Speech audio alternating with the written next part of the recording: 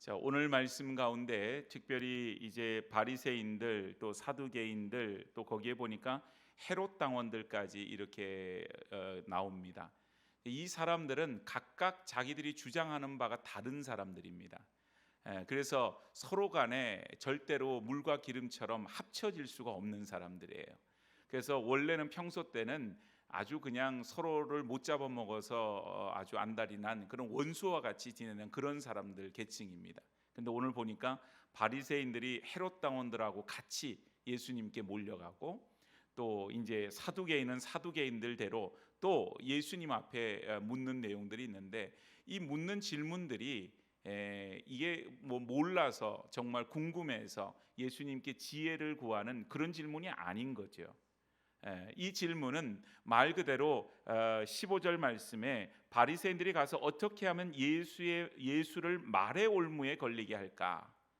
어떻게 하면 그의 말을 꼬투리 잡아서 어떻게 하면 예수님을 딱 올무에 걸어서 그렇게 해서 예수님을 이제 말하자면 세상 법정으로 끌고 가든지 아니면 군중놀로부터 하여튼 돌에 맞아서 죽게 만들든지 뭔가 하여튼 그런 간교한 꾀를 꾸미는 가운데 지금 바리새인들이 처음에는 그 헤롯 당원들과 더불어서 지금 예수님께 그런 질문을 하고 있는 것입니다. 그리고 나중에 또 우리 사두개인들도 마찬가지예요. 여기 보니까 말도 안 되는 그런 예를 들잖아요.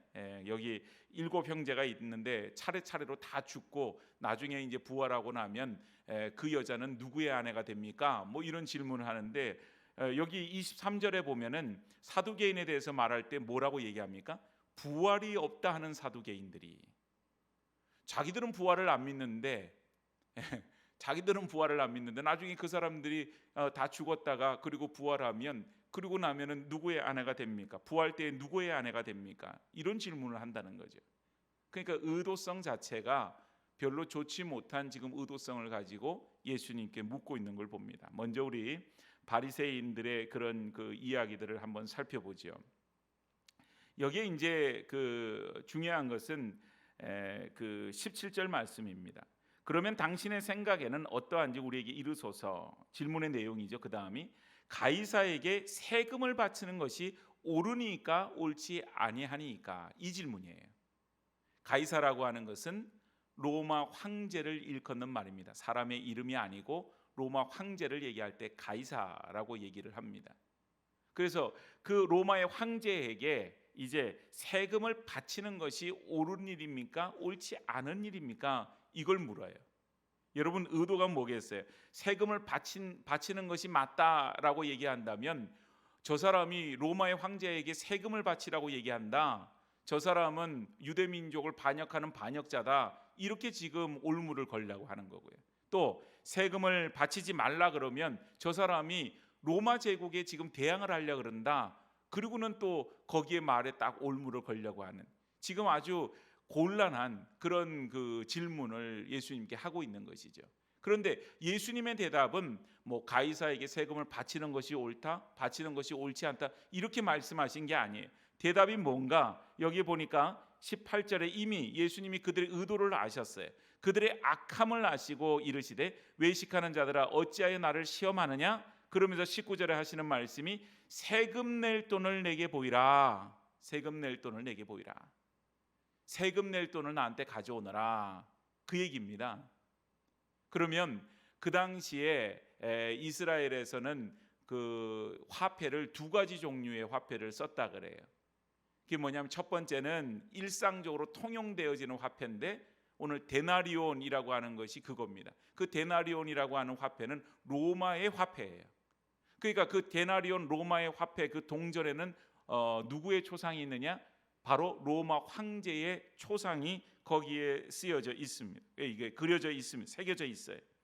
그리고 중요한 거는 거기에 글귀가 있는데 뭐라고 써 있냐면은 만인의 주 신성한 아우구스투스의 아들 디베료 가이사. 그러니까 로마 황제에 대해서 말할 때 만유의 이런 그 만인의 주님이시다. 모든 사람의 주인이다. 이런 이제 그 이야기를 하고 있고, 또 신성한 아우구스투스의 아들이라고 하는 이런 말을 붙여요. 그러니까 마치 그 말귀를 보면, 글귀를 보면은 대단히 그 황제에 대해서 이렇게 극찬하는 얘기지만은 더 나아가서는 이것이 이제 황제와 거의 황제는 신과 같은 존재, 그런 신격화시킨 어떤 그런 글귀가 그 동전에 쓰여 있었다고 하는 것입니다.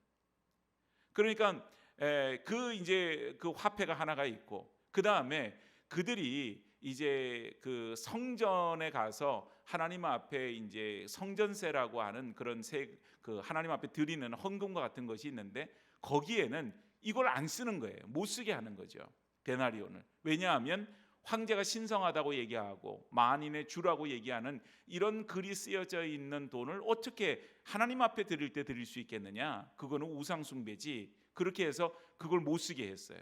그러니까 두 가지의 화폐를 썼는데, 일상생활에서는 어떤 걸 썼느냐? 데나리온, 로마의 화폐를 로마 당국에서 쓰도록 했고, 그거를 주로 썼다고 하는 사실입니다. 그러니까 지금 예수님께서 세금 낼 그 돈을 내게 보이라라고 하는 것은, 이 세금이라고 하는 것은 인두세를 말해요. 오늘날로 말하면 주민세, 우리가 주민세 내잖아요. 그것처럼 이제 인두세, 한 사람 한 사람마다 이제 그 세금을 내는데, 14세 이상 되는 남자들은 그 세금을 내는 겁니다. 그러니까 거의 대부분의 사람들이 그 세금을 내는 거예요. 그래서 그 세금을 내는 돈을 내게 가져와라. 그리고 예수님이 오히려 그들에게 이제 엉뚱한 그런 지금 그 명령을 내리시는 거죠. 자, 그래서 데나리온 하나를 가져왔다 그랬어요. 예수님이 말씀하십니다. 20절에 이 형상과 이 글이 누구의 것이냐? 아까 말했듯이 그 형상은 누구의 형상이에요? 로마 황제의 형상이에요. 그 글은 어떤 글이에요? 로마의 황제는 만인의 주시고 또한 신성한 아우구스투스의 아들이 되어진다. 이제 이런 그 글귀가 거기에 쓰여져 있는 겁니다. 그래서 그거를 이제 가지고 와서 그 예수님 물으시죠. 이 형상이 누구 것이고 이 글이 누구 것이냐? 그랬더니 거기에 이제 질문하던 사람들이 말하죠. 21절 이르되 가이사의 것입니다. 가이사의 것입니다. 로마의 황제의 얼굴이고 로마의 황제에 대한 글귀라는 거죠. 그래서 예수님 뭐라고 말씀하시냐면, 그런즉 가이사의 것은 가이사에게, 하나님의 것은 하나님께 바치라, 이렇게 말씀하세요. 오늘 여러분 이 말씀만 놓고 보면 이해하기가 참 어렵고, 이거 어떻게 하라는 얘기지? 우리가 헷갈려요. 그런데 예수님께서 말씀하시고자 하는 의도를 우리가 잘 알아야 돼요. 왜 예수님께서 가이사의 것은 가이사에게, 또 하나님의 것은 하나님께 바치라고 말하냐? 이 말을 오해하면은, 데나리온은 가이사에게 세금 낼 때 바치고, 또 성전세를 내는 그 유대인의 그런 그 화폐가 있는데, 그 세겔이라고 하는 그 화폐를 가지고는 또 하나님 앞에 바칠 때는 그거로 바쳐라, 이중적인 어떤 것으로 이렇게 주님 말씀하시나, 이렇게 오해하기가 쉬운 거예요. 그런데 예수님이 항상 바리새인을 향해 지적하실 때는 바리새인의 어떤 부분을 지적하십니까? 외식하는 것.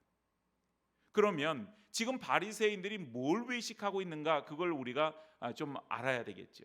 자, 아까 말했듯이 일상생활에서는 무슨 화폐를 쓴다고요? 데나리온, 로마 황제의 얼굴이 박혀져 있는 그 데나리온을 써요. 일상생활에 그걸 쓸 때는 바리새인들이나 뭐 거기에 지금 예수님께 와서 이런 곤란한 질문하는 사람들이나 그걸 쓸 때는 어때요? 거리낌이 있을까요? 거리낌이 없어요. 그걸 쓰지 않으면 생활을 유지하기가 어렵고 삶을 영위하기가 어려운 겁니다. 로마 황제는 그걸 쓰도록 함으로 인하여서 이 모든 로마가 통치하고 있는 나라의 주민들의, 그 백성들의 주인이 누구냐? 바로 나 로마 황제 가이사다. 이걸 알려주기 위해서 그 화폐를 쓰도록 하는 건데, 그들은 그 화폐를 일상생활에서 바리새인들을 쓰는 데는 거리낌이 없어요. 잘 씁니다. 그런데 하나님 앞에서 드릴 때는 이거 못 드린다고 하는 거예요. 이 글귀 때문에, 이 형상 때문에, 이 우상 숭배가 되기 때문에 이거 드릴 수가 없어. 그리고는 하나님 앞에는 또 다른 화폐를 가지고 거기에 드린대요. 오히려 예수님이 지적하시는 바는 그것에 대한 외식함입니다. 우리의 신앙생활이라고 하는 것이 교회라고 하는 테두리 안에 머무르는 게 아니잖아요.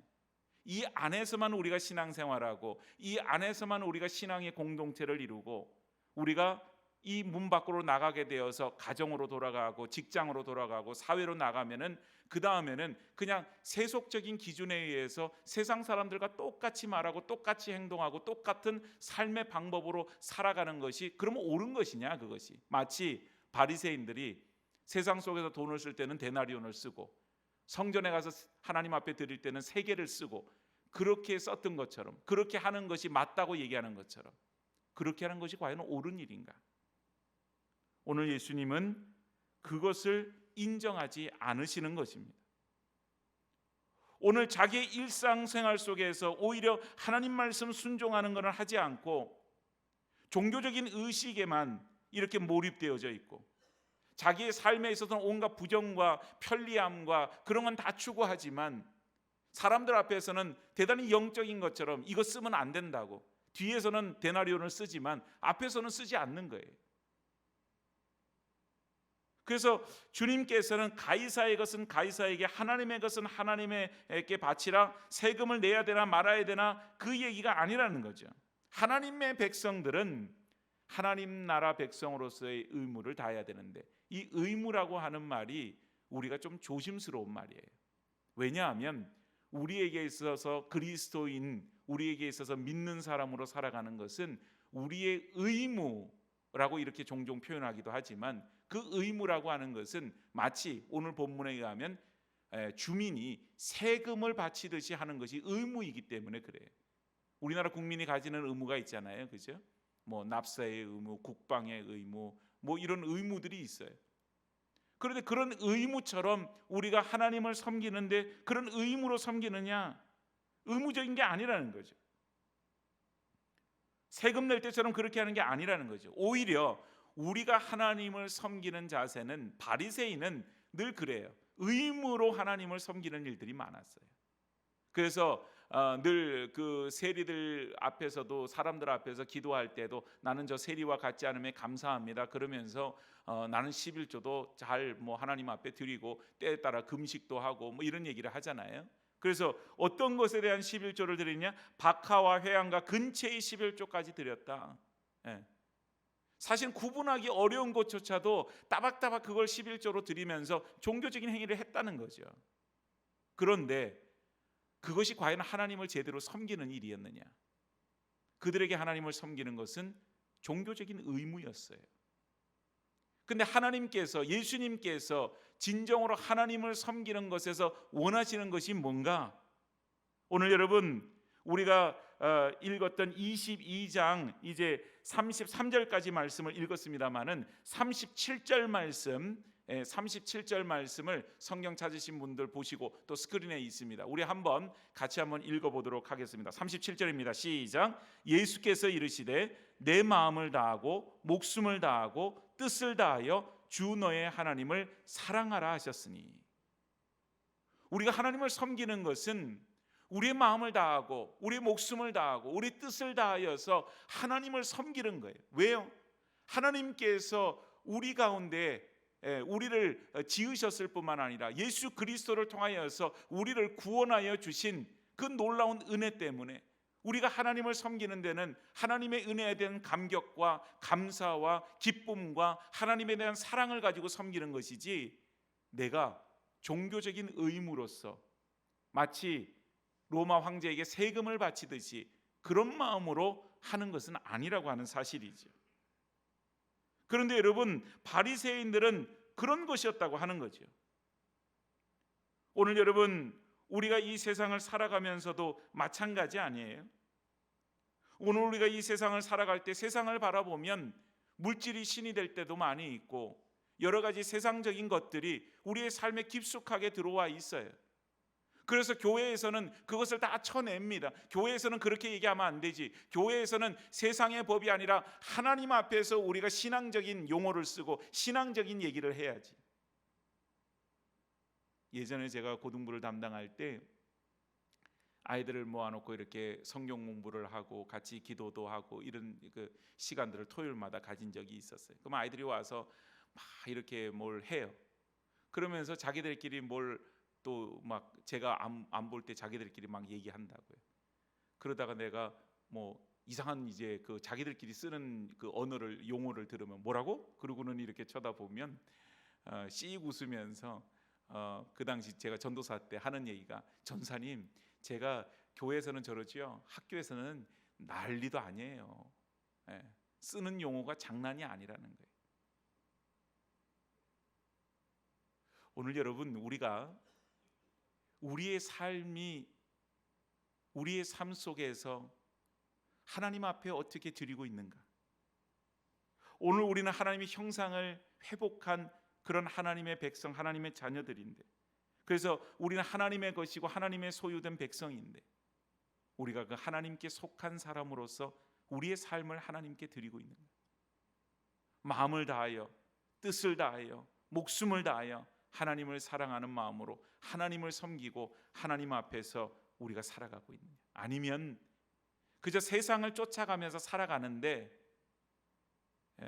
부모로부터 물려받았던 내 마음의 평화를 위해서건 그 시간들을 잠시 멈추고 주의 교회에 나와서 그저 이곳에 있는 동안에는 대단히 거룩한 모습으로 그렇게 앉아있는 바리새인과 같은 모습이라면 그건 분명히 외식이지요. 오늘 여러분, 우리는 우리의 옛사람을 벗어버려야 될 줄로 믿습니다. 오늘 우리에게 있어서는 이런 바리새인의 뒤를 쫓기가 너무 쉬운 거예요. 안 믿는 사람은요, 바리새인의 삶을 살 수가 없어요. 그들은 종교적인 그런 삶이 아니기 때문에.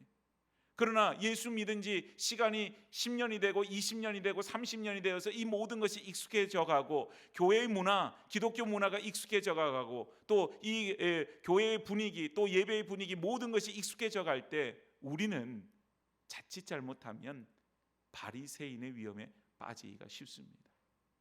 잘하고 있다고, 우리 신앙생활 잘하고 있다고 우리의 삶은 하나님 앞에 드릴 수 없고, 우리의 삶은 그저 세상적인 것에 기쁨을 누리고 세상적인 어떤 것을 향해서는 온 마음을 다해서 달려가지만, 내가 하나님을 위해서 하는 것은 내 시간과 물질과 모든 정성들이 우리 하나님 앞에 드리는 것은 너무나도 인색한 그런 모습으로 살기가 쉬운 것입니다. 사랑하는 여러분, 오늘 우리의 믿음이 새롭게 되어져야 될 줄로 믿습니다. 우리의 바리새인과 같은 모습이 있으면, 그래서 정말 세상 속에서 내가 하면은 다 괜찮은 거예요. 그러나 누가 하면은 안 되는 거죠. 그래서 모든 기준이 나의 기준이 되어지고 내 신앙생활이 모든 것의 기준이 되어버린다면 그건 대단히 위험한 일이 되어져요. 오늘 우리는 그러기 때문에 하나님 말씀으로 돌아가야 됩니다. 하나님 말씀 가운데서 내 신앙을 비추어 보고 이 말씀이라고 하는 거울 속에서 다시 한번 나를 살펴보고 그 속에서 하나님 앞에서 우리는 마음을 다하고 목숨을 다하고 뜻을 다하여서 하나님을 사랑하는 가운데 하나님 섬기는 주님의 백성으로 서야 할 줄로 믿습니다. 오늘 가이사의 것은 가이사에게, 하나님의 것은 하나님께, 오늘 우리에게 있어서는 어떤 것도 소홀할 수 없지만 무엇보다도 가이사의 것은 가이사에게로 돌릴 줄 알지만 하나님의 것은 하나님에게로 돌릴지 모르는 그런 어리석음에 우리가 빠져서는 안 되고, 하나님 앞에서 우리의 믿음이 정말 마음을 다하여 목숨을 다하여 뜻을 다하여 하나님 사랑하는 그런 섬김의 길, 그런 과정으로 나아갈 수 있기를 축복합니다. 자, 그 다음에 여기에 또 한 가지 얘기가 있죠. 부활이 없다 하는 사두개인들, 부활이 없다고 믿어요. 그들은 대단히 현세주의자들이에요. 내세가 없다고 믿는 거거든요. 근데 그들이 지금 질문하는 것은 이제 아까 뭐 잠깐 언급했듯이 7명의 그런 형제가 있었는데, 예전에는 그 죽은 형제가, 그러니까 형제가 죽게 되면은 그 이제 아내를 동생이 또 이렇게 해서 또 그 자손을 잇게 되거나 그런 식으로 이제 가문들이 만들어지는 그런 그 법이 있었습니다. 그런데 7명의 형제가 그렇게 뭐 줄줄이 다 이렇게 죽었다는 거죠. 그러고 나면 이 7명의 형제의 부인은 한 사람밖에 없는데 나중에 부활 때 누구의 부인입니까? 이런 참 얼토당토하는 질문을 하는 거죠. 그래서 예수님이 29절에 뭐라고 말씀하십니까? 너희가 성경도 하나님의 능력도 알지는 못하는 거로 오해하였다. 그들은 성경도 모르고 하나님의 능력도 알지 못한다. 그런 얘기를 하고요. 부활에 대해서 예수님이 말씀하세요. 부활 때는 장가도 안 가고 시집도 안 가고 하늘에 있는 천사들과 같다. 예, 죽은 자의 부활을 논할진대 하나님이 이렇게 말씀하시면 나는 아브라함의 하나님, 이삭의 하나님, 야곱의 하나님이라 하신 것을 읽어보지 못하느냐. 하나님은 죽은 자의 하나님이 아니요 살아있는 자의 하나님이시다. 오늘 여러분, 하나님께서는 지금 현재 우리 가운데 하나님이 역사하시고요, 지금 우리 가운데 하나님께서 우리의 삶을 이끌어 주시는 것이지, 지금 우리가 뭐 이런 그 이상한 질문들, 어떤 사람은 이런 이상한 질문에 더 흥미를 가지는 분들이 있어요. 아무도 알지 못하는 얘기예요.